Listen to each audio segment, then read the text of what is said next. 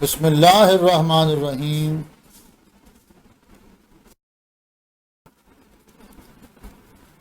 السلام علیکم ورحمۃ اللہ وبرکاتہ۔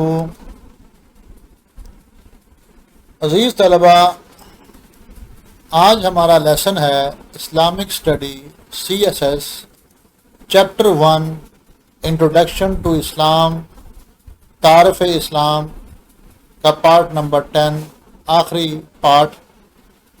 اس میں ہم حج اور جہاد کے متعلق پڑھیں گے۔ حج اسلام کا پانچواں اور آخری بنیادی رکن ہے۔ یہ صرف ان لوگوں پر فرض ہے جو حج کرنے کی استطاعت رکھتے ہوں، مالی طور پر اور جسمانی طور پر، اور یہ زندگی میں صرف ایک بار فرض ہے، اور وہ بھی ان لوگوں پر جو حج ادا کرنے کی طاقت رکھتے ہوں۔ یہ جسمانی اور مالی عبادت ہے۔ تاریخ شاہد ہے کہ توحید و رسالت نے اخلاص کا ایک ایسا مرکز تعمیر کیا کہ رہتی دنیا تک انسانیت کو اس سے توحید کا پیغام ملتا رہے۔ اسی تاریخ کو تازہ کرنے کے لیے ہر سال دور دراز علاقوں سے توحید کے پروانے مکہ میں جمع ہو کر، خانہ کعبہ کے پاس جمع ہو کر وہی کچھ کرتے ہیں جو حضرت ابراہیم علیہ السلام نے کیا اور جس کی تعلیم محمد رسول اللہ صلی اللہ علیہ وآلہ وسلم نے دی۔ حج کے لغوی معنی، لٹرل میننگ آف حج۔ حج کے لغوی معنی زیارت کرنا، قصد کرنا، ارادہ کرنا۔ شریعت کی اصطلاح میں حج کا مطلب ہے کہ اللہ کی رضا کے لیے مکہ مکرمہ کا قصد کرنا اور اس کے ارکان کو محمد رسول اللہ صلی اللہ علیہ وسلم کے بتائے ہوئے طریقے کے مطابق ادا کرنا، جس میں طواف، سعی، وقوف عرفہ، وقوف مزدلفہ، وقوف منی، رمی وغیرہ شامل ہے۔ ان ارکان کو ادا کرنے کا نام حج ہے۔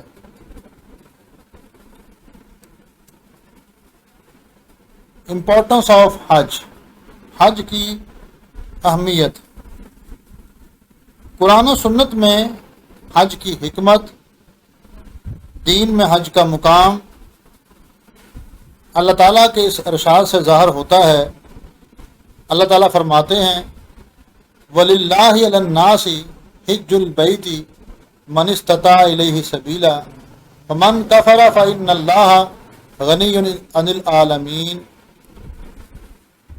اور لوگوں پر اللہ کا حق یہ ہے کہ جو بھی استطاعت رکھتا ہو اس کے گھر کا حج کرے، اور جس نے کفر کی روش اختیار کی تو وہ جان لے کہ اللہ تعالیٰ سارے جہان سے بے نیاز ہے۔ آپ صلی اللہ علیہ وآلہ وسلم کا ارشاد ہے الحج المبرور لیس لہ جزاء الا الجنہ۔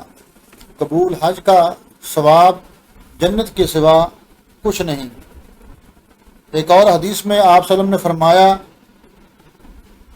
کہ اے لوگو، تم پر حج فرض کر دیا گیا ہے، پس تم حج کرو۔ اور ایک اور مقام پر آپ صلی اللہ علیہ وسلم نے فرمایا کہ جو حج کی استطاعت رکھنے کے باوجود حج نہ کرے وہ یہودی ہو کے مر جائے یا عیسائی ہو کے مر جائے، اللہ کو اس کے اسلام کی کوئی ضرورت نہیں ہے۔ حج نہ کرنے والوں کو یہود و نصارہ کی مانند قرار دیا ہے۔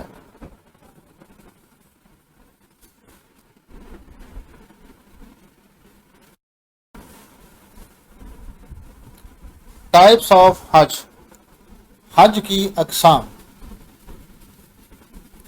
حج افراد۔ حج افراد یہ ہے کہ حاجی صرف حج کی نیت کرتا ہے اور حج کے لیے احرام باندھتا ہے، اور حج ادا کرتا ہے، اس میں قربانی کرنا ضروری نہیں ہے۔ حج کران، حج کران یہ ہے کہ حاجی عمرے اور حج دونوں کی نیت کرتا ہے اور اکٹھی نیت کرتا ہے۔ وہ میقات پر غسل کر کے احرام باندھتا ہے اور اس کی نیت ہوتی ہے کہ وہ عمرہ اور حج دونوں کرے گا اور اکٹھا کرے گا۔ درمیان میں عمرہ کرنے کے بعد وہ احرام نہیں کھولے گا، وہ احرام کی حالت سے باہر نہیں آئے گا۔ حج کرنے کے بعد ہی وہ احرام اتارے گا اور بال کٹوائے گا۔ تو یہ حج کران ہے۔ حج تمتع، حج تمتع یہ ہے کہ حاجی کی نیت عمرہ اور حج دونوں کرنے کی ہے، لیکن پہلے وہ عمرے کی نیت کرتا ہے، عمرے کے لیے احرام باندھتا ہے، عمرہ ادا کر کے احرام کھول دیتا ہے، بال کٹوا دیتا ہے، احرام کی حالت سے باہر آ جاتا ہے، اور دوبارہ حج کے دنوں میں وہ دوبارہ نیت کرتا ہے اور احرام باندھتا ہے۔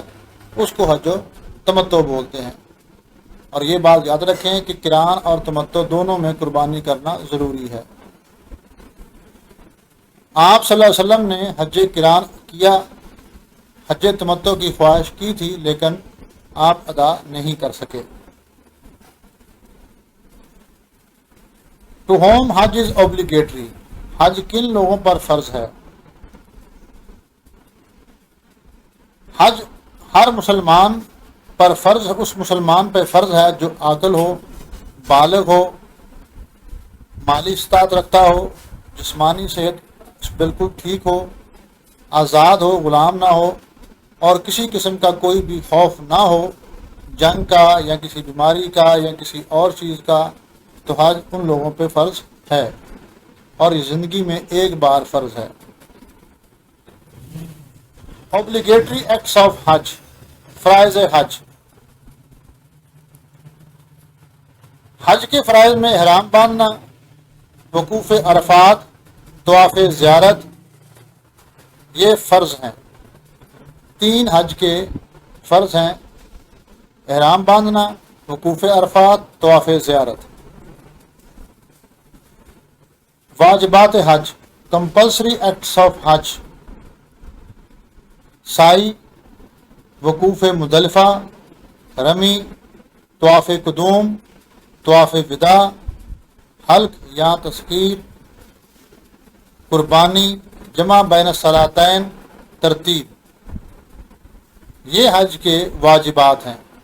اور یہ بات یاد رکھیں کہ اگر حج کے دوران واجب چھوٹ جائے تو حج ادا ہو جائے گا، لیکن اس کا فدیہ دینا پڑے گا، اس کی کمپنسیشن دینی پڑے گی، اور وہ قربانی یا قربانی کے مطابق برابر صدقہ ہوگا۔ یہ قربانی اس قربانی کے علاوہ ہے جو حاجی حج میں دیتے ہیں۔ اور اگر فرائض چھوٹ گیا تو اس کا حج نہیں ہوگا، اس کو اگلے سالوں میں دوبارہ حج کرنا پڑے گا۔ میقات، بارڈر لائن آف مکہ۔ میقات یہ وہ مقامات ہیں جہاں سے حاجی احرام باندھتے ہیں۔ اس سے پہلے جہاں بھی فیزیبلٹی بنے، جہاں بھی جگہ ملے، جہاں بھی اس کے لیے مناسب ہو، اس سے پہلے وہ حاجی نیت کر کے غسل کر کے احرام باندھ لے گا۔ ان سپاٹ کو، ان جگہوں کو احرام کے بغیر کراس کرنا ٹھیک نہیں۔ اگر کوئی بغیر احرام کے اندر داخل ہو جائے گا تو وہ دوبارہ اس کو آنا پڑے گا میقات کی بارڈر لائن پر، اور اس سے پہلے جہاں بھی اس کے لیے مناسب ہو، جگہ ملے، تو وہ احرام نیت کر کے غسل کر کے احرام باندھے گا، تو پھر وہ مکے کے اندر بارڈر لائن کے اندر داخل ہوگا۔ یہ 5 مقامات ہیں جو اللہ کے نبی صلی اللہ علیہ وسلم نے مکے کے ارد گرد مقرر کیے۔ ان میں ذوالحلیفہ ہے، جوفہ ہے، قرن المنازل ہے، ذات العرق ہے، یلملم ہے۔ ذوالحلیفہ مدینے سے آنے والوں کے لیے ہے، جوفہ شام سے آنے والوں کے لیے ہے، قرن المنازل نجد سے آنے والوں کے لیے ہے، ذات العرق عراق سے آنے والوں کے لیے ہے، یلملم یمن کی طرف سے آنے والوں کے لیے ہے۔ اور اگر کوئی انسان ان مقامات کو کراس کرتا ہے، عبور کرتا ہے، اور اس کی نیت حج عمرے کی ہوتی ہے اور احرام نہیں باندھتا، تو اس کو واپس آنا پڑے گا، اور واپس آ کر وہ ان اسپاٹ کو، ان جگہوں کو نیت کر کے، غسل کر کے، احرام باندھ کے ہی داخل ہوگا۔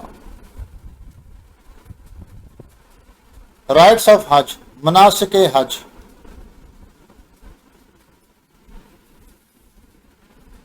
میقات، نیت، غسل، احرام اور تلبیہ۔ میقات پر حاجی میقات پر یا میقات سے پہلے جہاں جگہ ملے، جہاں اس کے لیے مناسب ہو، وہ نیت کرتا ہے، غسل کرتا ہے، احرام باندھتا ہے اور تلبیہ پڑھنا شروع کر دیتا ہے۔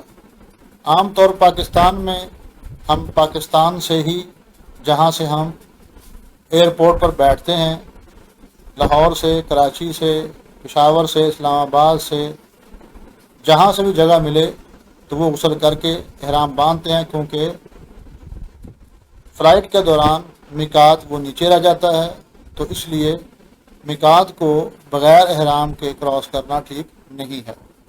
تو احرام باندھ کے تلبیہ پڑھنا شروع کر دیتے ہیں۔ تلبیہ مین لبیک اللہم لبیک لبیک لا شریک لک لبیک ان الحمد والنعمت لک والملک لا شریک لک، یہ تلبیہ ہے۔ طواف قدوم، جو ہی حاجی خانہ کعبہ پہنچتا ہے تو سب سے پہلے وہ طواف قدوم کرتا ہے۔ وہ 7 چکر لگاتا ہے خانہ کعبہ کے، شروع کرتا ہے اپنا طواف حجر اسود سے، اور 7 چکر لگا کر پھر وہ 2 رکعت نفل پڑھتا ہے اور اس کا طواف قدوم ہو جاتا ہے۔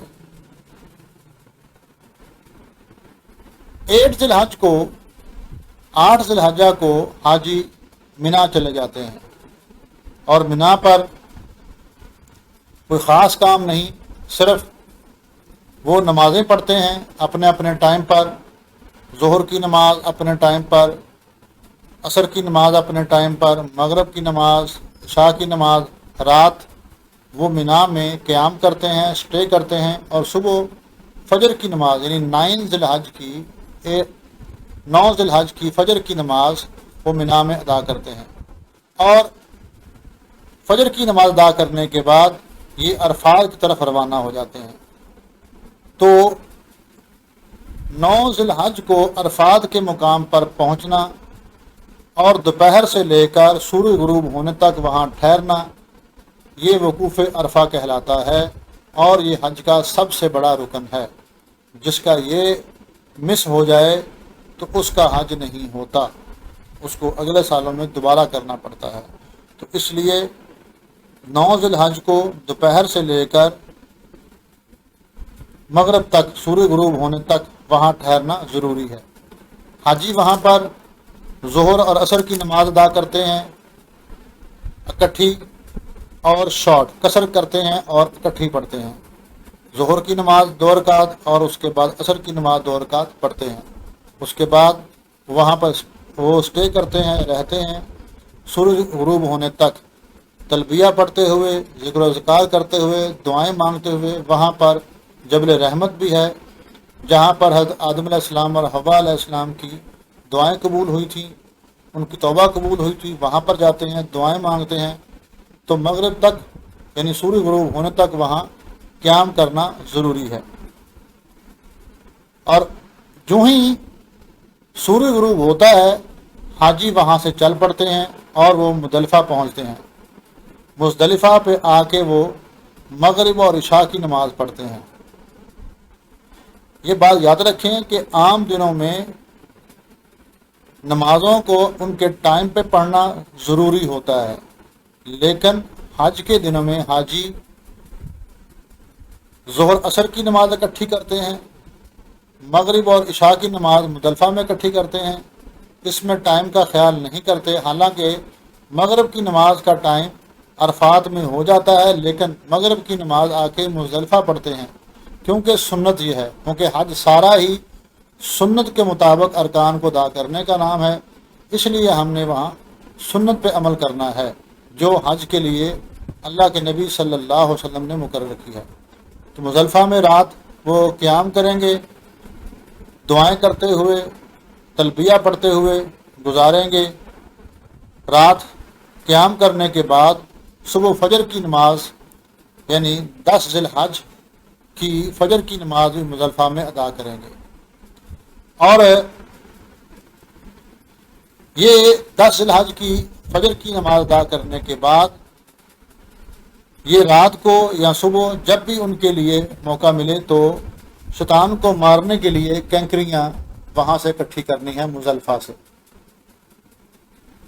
اس کے بعد حاجی فجر کی نماز پڑھنے کے بعد دوبارہ مینا پہنچ جاتے ہیں، اور دوبارہ مینا میں پہنچ کر سب سے پہلا کام جو کرنا ہوتا ہے وہ ہے بڑے شیطان کو کینکریاں مارنا، جمرۃ الکبریٰ کو کینکریاں مارنی، 7 کینکریاں ماریں گے، اور اس انداز سے ماریں گے کہ بسم اللہ اللہ اکبر پڑھ کے اپنے انگوٹھے اور شہادت کی انگلی سے کینکری اٹھائیں گے، اور یہ کینکریاں بہت چھوٹی ہوں، یہ چنے کے دانے کے برابر ہونی چاہیے، اس سے تجاوز کرنا یہ سنت سے خلاف ورزی ہے۔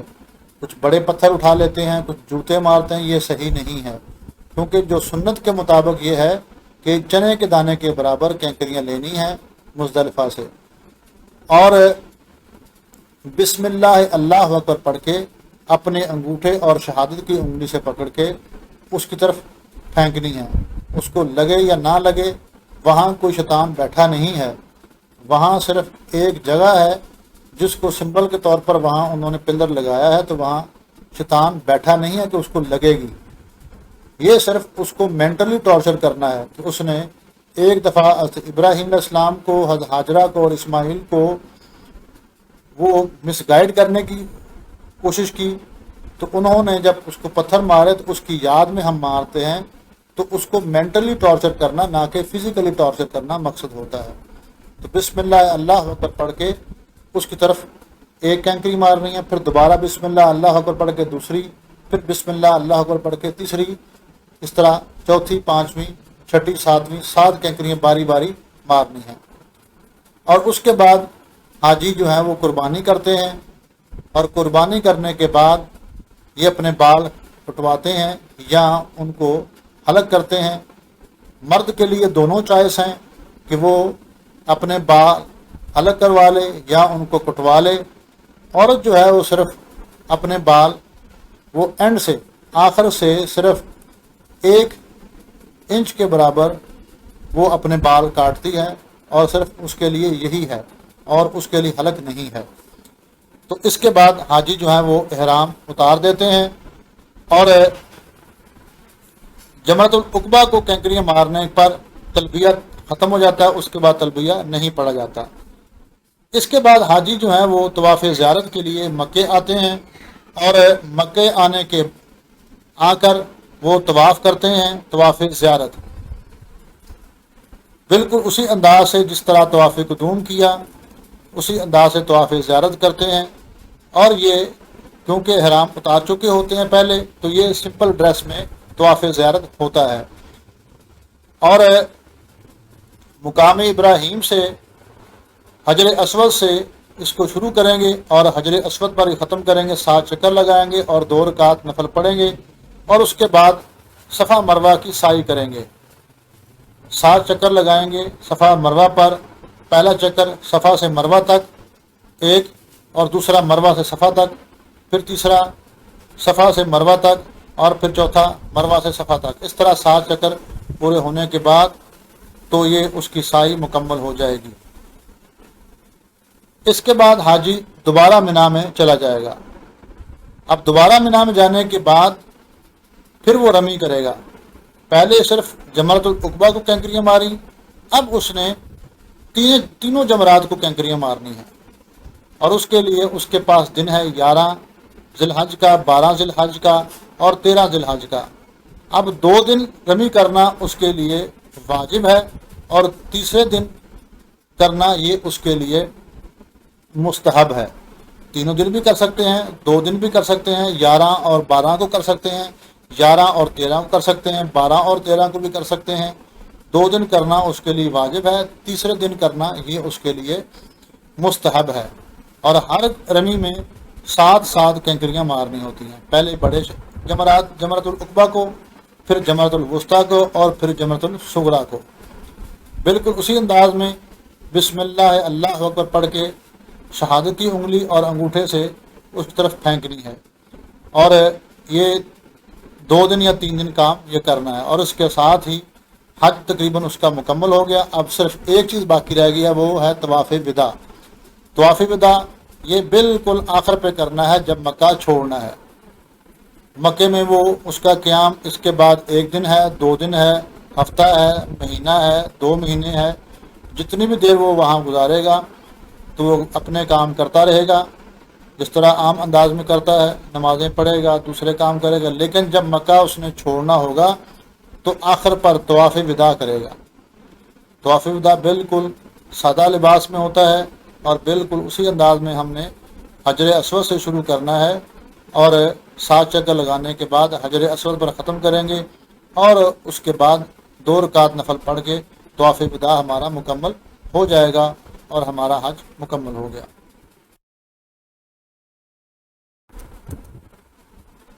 امپیکٹس آف حج۔ حج کے اثرات انفرادی طور پر ری افرمیشن آف توحید، توحید کا اعلان۔ خانہ کعبہ کی بنیاد ہی توحید پہ رکھی گئی ہے۔ حاجی جب اسے دیکھتا ہے تو اس کے دل میں اللہ کی توحید وحدانیت کی روح جاگ اٹھتی ہے۔ اس کے علاوہ لبیک اللہم لبیک کی مسلسل پکار، حجر اسود کا بوسہ، طواف، سعی، قربانی، غرض، حج کے جتنے بھی افعال ہیں وہ توحید کے جذبات سے انسان کو سرشار کرتے ہیں۔ تزکیہ نفس، پیورٹی فرام سن۔ حج کے سفر کی سے روانگی سے قبل حاجی خدا کے حضور اپنے تمام گناہوں کی معافی مانگتا ہے۔ یہی وہ چیز ہے جو اس کے نفس کو پاک رکھتی ہے۔ اسی طرح حاجی فریضہ حج کی ادائیگی کے بعد جب گھر لوٹتا ہے تو وہ ایسے ہوتا ہے جیسے ماں کے پیٹ سے ابھی جنا گیا ہے، یعنی گناہوں سے پاک ہوتا ہے۔ اللہ کے نبی صلی اللہ علیہ وسلم کا بھی ارشاد ہے کہ جس حاجی کا اللہ حج قبول کر لیتا ہے تو وہ ایسے ہی ہوتا ہے، گناہوں سے پاک ہوتا ہے جیسے آج ہی ماں کے پیٹ سے پیدا ہوا ہو۔ کلوزنس ٹو اللہ، قرب الہی۔ گھر سے روانگی کے بعد گھر واپس آنے تک حاجی کا تمام تر وقت عبادت اور ریاضت میں گزرتا ہے۔ وہ دنیا اور ما فیہا سے الگ تھلگ صرف یاد الہی میں ہر وقت مشغول رہتا ہے۔ اس کی توجہ ہر طرف اللہ کی طرف رہتی ہے، جس سے اس کو قرب الہی حاصل ہوتا ہے۔ سیلف کنٹرول، ضبط نفس۔ دوران حج مناسک کی مخصوص ایام و اوقات میں ادائیگی ایک مسلمان کے اندر نظم و ضبط اور پابندی وقت کی خصوصیت پیدا کرنے میں بے حد معاون ثابت ہوتی ہے، کیونکہ مسلمان ان ایام کے دوران نفسانی دنیاوی ضروریات کو ترک کرتا ہے۔ وہ اپنے قول و فعل کو خدا کے لیے خالص کرنے کی بھرپور کوشش کرتا ہے، اور یہی عمل ضبط نفس پیدا کرتا ہے۔ ٹریننگ آف ڈسپلن، نظم و ضبط کی تربیت۔ حج کے موقع پر لاکھوں انسان ایک جگہ جمع ہوتے ہیں۔ بعض اوقات مثلا طواف، رمی، جمرات، عرفات سے واپسی کی ادائیگی کے وقت سخت ہجوم ہوتا ہے، لیکن نہ کبھی کسی سے لڑائی ہوتی ہے، نہ جھگڑا ہوتا ہے، اور نہ ہی کوئی حاجی کسی ایک دوسرے کو گالی گلوچ دیتا ہے یا برا بھلا کہتا ہے۔ حجاج کی لڑنا، جھگڑنا گالی گلوچ ممنوع ہوتا ہے۔ نادانستہ طور پر ایک دوسرے کے ہاتھوں سخت تکلیف کو بھی برداشت کرتا ہے۔ کسی کی کیا مجال کہ تکلیف پہنچانے والے کو سخت الفاظ کہے۔ حج کے موقع پر مسلمانوں کو ضبط و نظم و ضبط کی بہت اعلیٰ تربیت ملتی ہے۔ ٹریننگ آف سمپلسٹی، سادگی کی تربیت۔ حج میں سادگی کی تربیت ملتی ہے۔ ایک تو اپنے گھر اور وطن سے دور، اور ویسے بھی آدمی نعمتوں کی زندگی نہیں گزار سکتا، خواہ وہ کتنا ہی مالدار کیوں نہ ہو۔ آسمان کے نیچے فرش زمین پر کبھی سونا پڑتا ہے، دوسری حالت میں احرام سے انتہائی سادگی پیدا ہوتی ہے، اور ان سلی ہوئی دو چادروں سے جسم ڈھانپتا ہے، سر ننگا ہوتا ہے، ننگے سر پر دھوپ میں پھرنا ہوتا ہے۔ آرائش اور خوشبو کا استعمال احرام کی حالت میں بالکل جائز نہیں ہوتا۔ جفاکشی کی تربیت، training to face hard ship.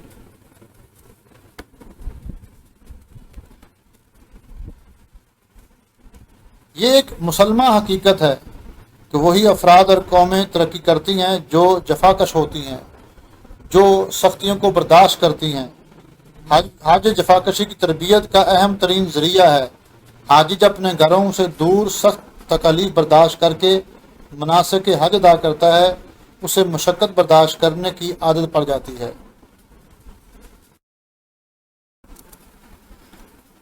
Social impacts of حج، حج کے سماجی اثرات۔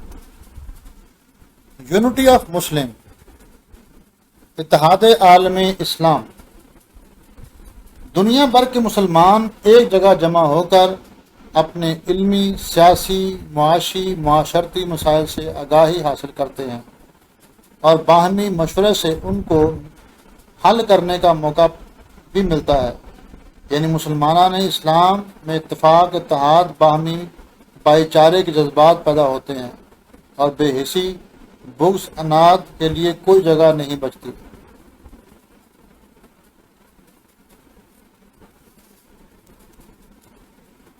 بردرہڈ، اخوت، بھائی چارہ۔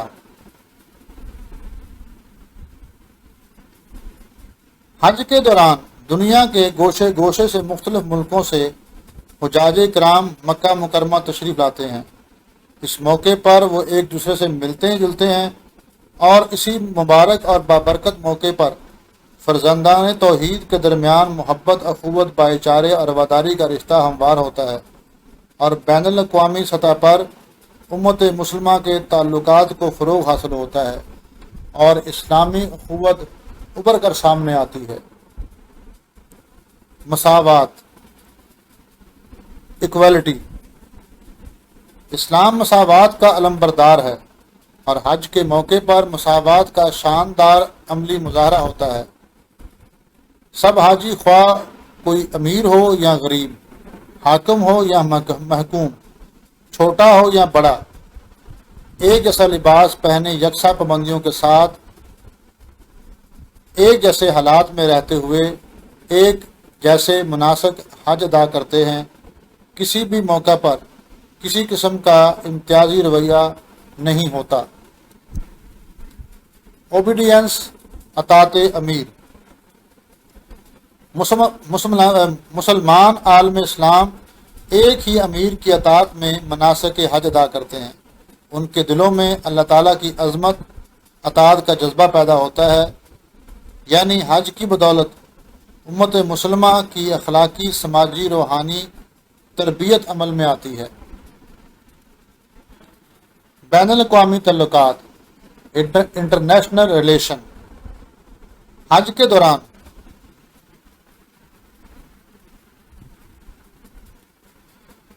دنیا بھر سے مسلمان کونے کونے سے مختلف نسلوں، زبانوں، رنگوں کے مسلمان ایک جگہ جمع ہو کر ملتے ہیں اور مناسک حج ادا کرتے ہیں، جس سے تمام حاجی کو یہ احساس پیدا ہوتا ہے کہ وہ ایک ہی ملت سے ہیں، اور اس طرح ان کے تعلقات دوسرے ملکوں سے آئے ہوئے دوسرے علاقوں سے آئے ہوئے مسلمانوں سے قائم ہوتے ہیں اور اسلام کی قوت اور اسلام کی شان و شوکت واضح ہوتی ہے۔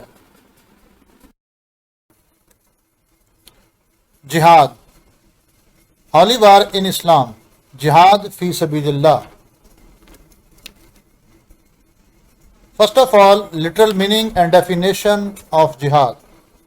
جہاد کے لغوی اور اصطلاحی معنی۔ جہاد عربی زبان کا لفظ ہے جو جہد سے نکلا ہے۔ اس کے معنی سخت محنت، مشقت، طاقت استعداد، کوشش اور جد و جہد کے ہیں۔ اسلام کی اصطلاح میں ہر وہ کوشش جو اللہ کے دین کے لیے کی جائے، اسلام کی سربلندی کے لیے کی جائے، مسلمانوں کو تکلیفوں سے بچانے کے لیے،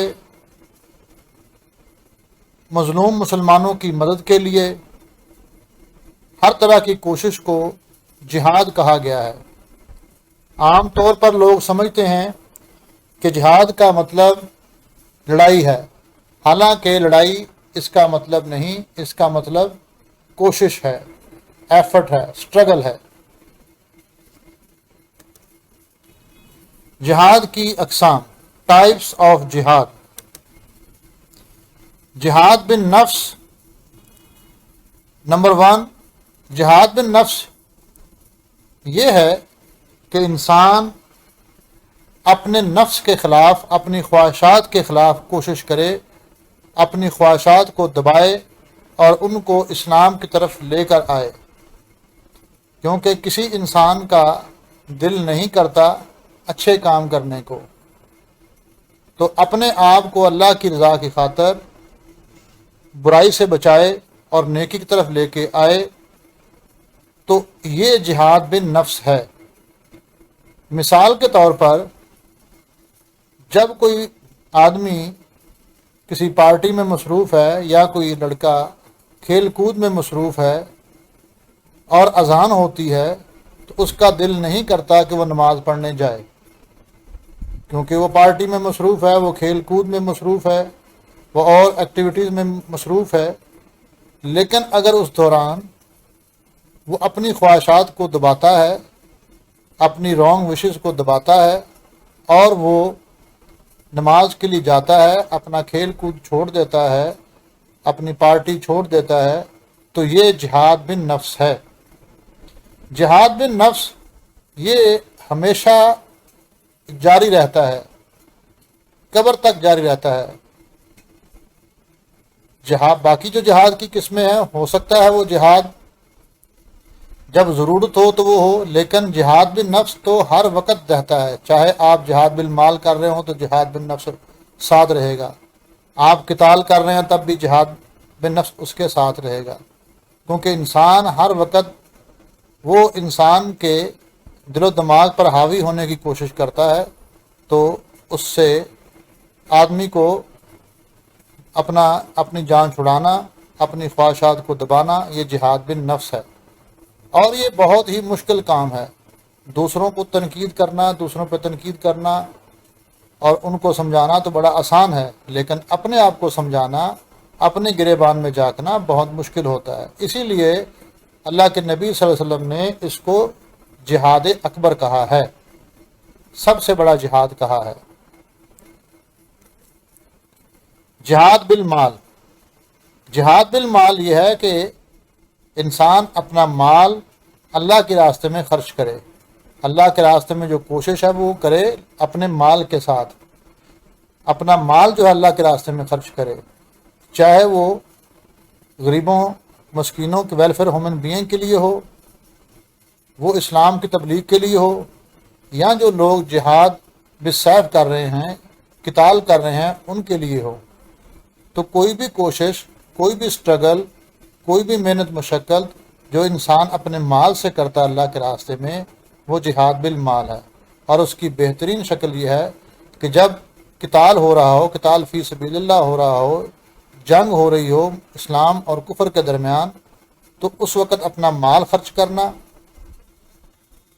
اللہ کے راستے میں، تاکہ اس سے اسلحہ خریدا جا سکے، تاکہ اس کے وہ مجاہدین کے لیے کھانے کا بندوبست کیا جائے، ان کے لیے سواری کا بندوبست کیا جائے، ان کے لیے میڈیسن کا بندوبست کیا جائے، یا جو لوگ تبلیغ کر رہے ہیں تو ان کے لیے مال خرچ کرے، ان کا ساز و سامان تیار کرے اور ان کے لیے کتابوں کا بندوبست کرے، ان کے سفر کا بندوبست کرے، تو یہ بھی جہاد بالمال ہے۔ یا جو بچے مدرسہ میں پڑھتے ہیں ان کے لیے کتابوں کا ارینج کرنا، ان کے کھانے پینے کا بندوبست کرنا، یہ بھی جہاد بالمال ہے۔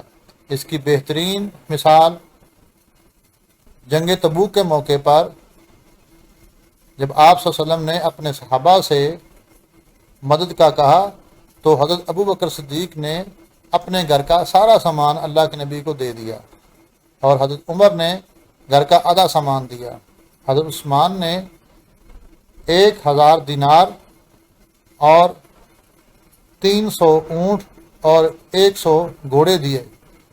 تو یہ جہاد بالمال کی بہترین، یعنی خود بھی اس میں شامل ہوئے اور جہاد بالمال بھی کیا۔ جہاد بالعلم، جہاد بالعلم یہ ہے کہ انسان کے عالم اپنے علم کے ذریعے کوشش کرے نان مسلم کو، غیر مسلموں کو سمجھانے کی، ان کو تبلیغ کرنے کی، اور ان سے آرگومنٹ کرتا ہے، ان سے بحث مباحثہ کرتا ہے، ان کے اعتراضات کا جواب دیتا ہے۔ تو یہ جہاد بالعلم ہے، یعنی اپنے علم کے ذریعے کوشش کرتا ہے، اپنے علم کے لیے وہ جد و جہد کرتا ہے اور ان کو اسلام کی طرف لے کے آتا ہے۔ تو یہ جہاد بالعلم ہے۔ جہاد بالعلم کو ہم 2 حصوں میں ڈیوائیڈ کر سکتے ہیں، 2 حصوں میں اس کو تقسیم کر سکتے ہیں، ایک جہاد بالقلم اور جہاد باللسان۔ جہاد بالقلم، جہاد بالعلم کی ایک قسم ہے کہ انسان اپنے قلم کے ذریعے اپنے علم کو پھیلاتا ہے اور کوشش کرتا ہے، اور وہ نان مسلم کے اعتراضات کا جواب اپنے قلم کے ذریعے دیتا ہے، نان مسلم کو، غیر مسلم کو اپنے قلم کے ذریعے ان کو تبلیغ کرتا ہے، چاہے وہ اس کے لیے آرٹیکل لکھتا ہے، چاہے وہ اس کے لیے کتابیں لکھتا ہے، یا آج کل آرٹیکل انٹرنیٹ میں ڈالنے سے کرتا ہے۔ تو یہ جہاد بالعلم ہے۔ جہاد باللسان یعنی اپنی زبان کے ذریعے وہ کوشش کرتا ہے اپنے علم کو پھیلانے کی، تو یہ جہاد باللسان ہے۔ تبلیغ کرتا ہے، زبانی ان سے بحث مباحثہ کرتا ہے، ان کو تبلیغ کرتا ہے، ان کے اعتراضات کا جواب دیتا ہے، تو یہ جہاد باللسان ہے۔ اللہ کے نبی صلی اللہ علیہ وسلم نے مکے کے اندر جہاد بالعلم کیا۔ مکے کی 13 سالہ زندگی میں آپ نے جہاد بالعلم کیا، ان کو علم کے ذریعے ان کو سمجھانے کی کوشش کی مکے والوں کو، اور مدینے کے اندر جہاد بالعلم بھی کیا، جہاد بالمال بھی کیا، جہاد بالنفس تو مکے کے اندر بھی کرتے رہے ہیں، مدینے کے اندر بھی کرتے رہے ہیں، اور جہاد بالسیف بھی کیا۔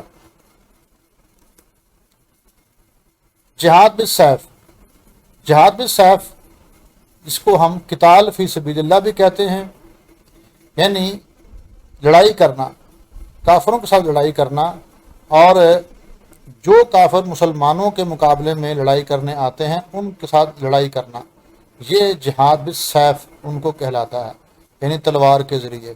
تو آج کل تو تلواریں یوز نہیں ہوتی، آج کل تلواریں استعمال نہیں ہوتی، لیکن جو بھی ویپنز، جو بھی ہتھیار استعمال ہوتے ہیں وہ جہاد بالسیف کے ہی زمرے میں آتے ہیں۔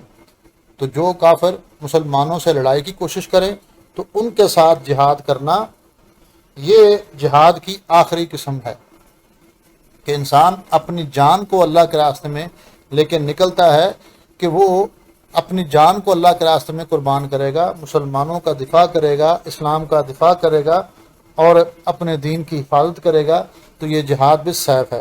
مسلمان بغیر کسی وجہ کے کسی کے ساتھ نہیں لڑتے، لیکن اگر کوئی مسلمانوں سے لڑنے کی کوشش کرے تو اس کو آپ جہاد بالسیف کے ذریعے، تلوار کے ذریعے، ہتھیار کے ذریعے اس کو روکیں گے، تو یہ جہاد بالسیف ہے۔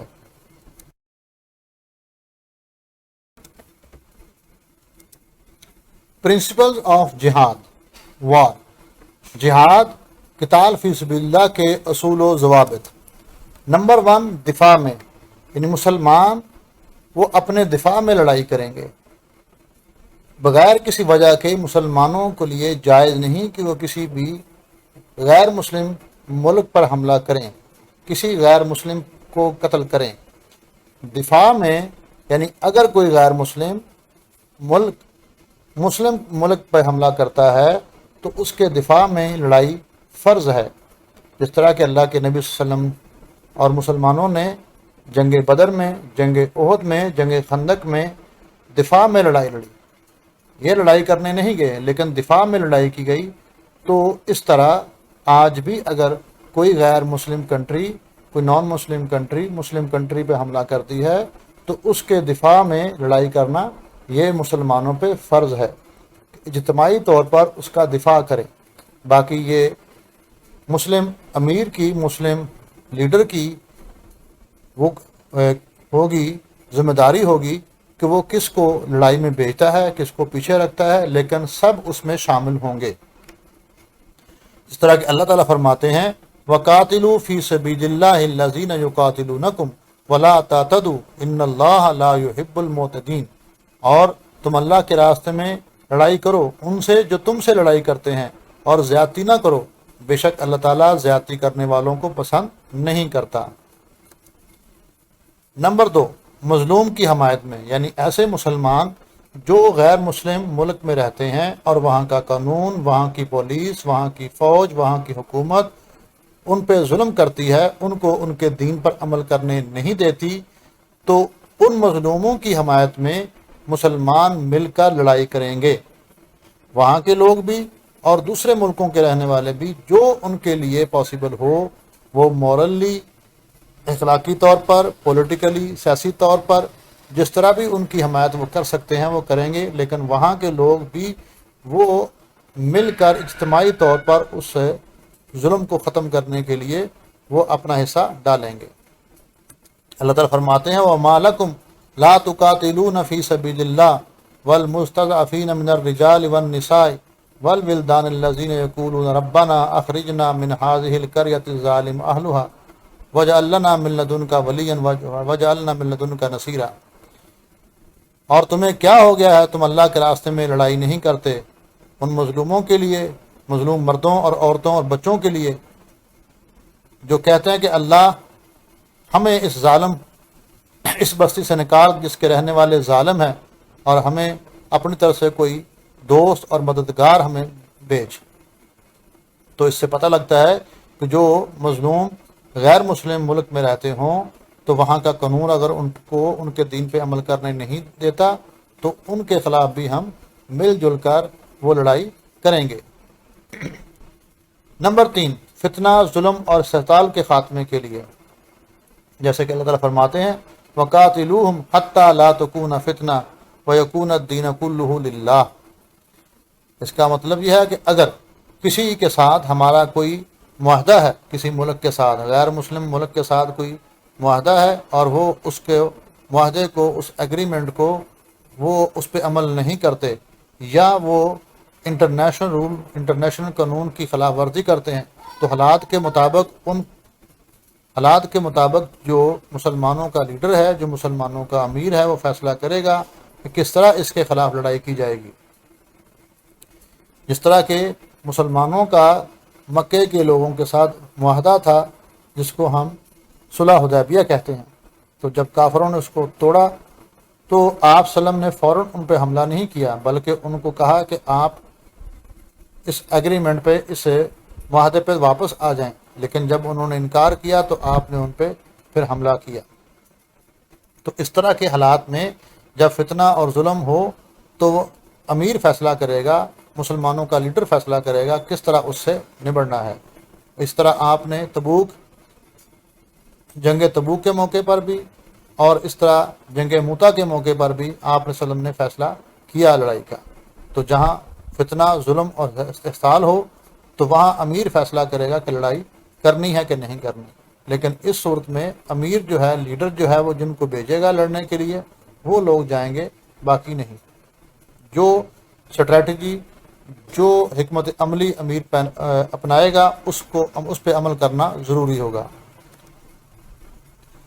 نمبر 4، اسلام کی راہ میں رکاوٹوں کو ہٹانے کے لیے، یعنی اگر مسلمان کسی جگہ تبلیغ کرنا چاہتے ہیں، وہاں اسلام کی روشنی پھیلانا چاہتے ہیں، اور وہاں غیر مسلم ملک جو ہے وہ مسلمانوں کو یہ الاؤ نہیں کرتا، پرمیشن نہیں دیتا، اجازت نہیں دیتا کہ وہاں آپ اسلام کی تبلیغ کریں، تو اس صورت میں بھی اس رکاوٹ کو ہٹانے کے لیے ہم امیر جو ہے مسلمانوں کا جو لیڈر ہے وہ فیصلہ کرے گا کہ کس طرح اس رکاوٹ کو دور کرنا ہے، جس طرح کہ اللہ کے نبی، جس طرح کہ قرآن فرماتا ہے وَصَدُّوا عَن سَبِيلِ اللَّهِ وَكُفْرٌ بِهِ وَالْمَسْجِدِ الْحَرَامِ وَإِخْرَاجُ أَهْلِهِ مِنْهُ أَكْبَرُ عِندَ اللَّهِ وَالْفِتْنَةُ أَكْبَرُ مِنَ الْقَتْلِ، اور اللہ کے راستے میں روکنے سے اور انکار سے اور جو مسجد حرام سے روکنے کی وجہ سے اور وہاں کی رہنے والوں کو وہاں کے نکالنے کی وجہ سے، کیونکہ یہ اللہ کے ہاں یہ بہت بڑا ہے، کیونکہ فتنہ یہ قتل سے بھی زیادہ بڑا ہے۔ یہ تھا ہمارا آج کا لیسن۔ امید ہے آپ سب کو اس کی اچھی طرح سمجھ آ گئی ہوگی۔ اپنے فیڈ بیک سے آگاہ کیجیے گا۔ اللہ حافظ۔